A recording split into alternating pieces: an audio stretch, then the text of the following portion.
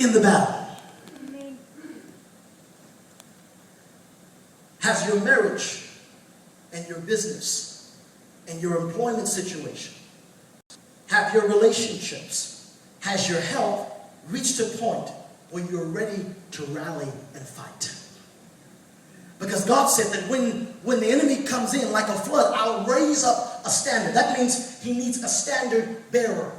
One who is willing to hoist up the banner and begin to signify or let the enemy know there's a fight that's ensuing. There's a fight that's coming. God was saying when trouble is present, it's time to fight and become, write this word down, territorial. See, sometimes we think that's a bad word. Territorial. But the Bible says God is a jealous God. And we need to become jealous over the promise and the destiny and the call that God has put on our life. We need to become territorial when intrusion comes to our dream. But Paul declared this in 2 Corinthians 10:3. The weapons of our warfare are not physical, weapons of flesh and blood, but they are mighty before God for the what? Overthrow and destruction of strongholds. So, number one, we must be recreated. Number two, we must be offensive-minded. We must be offensive-minded.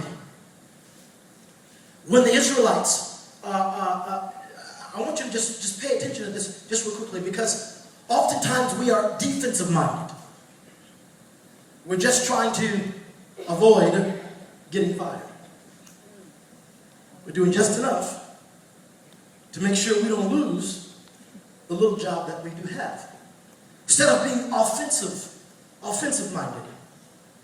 But when you're dealing with a stronghold, you cannot just pray yourself out of a stronghold. You must learn to praise yourself out of a stronghold.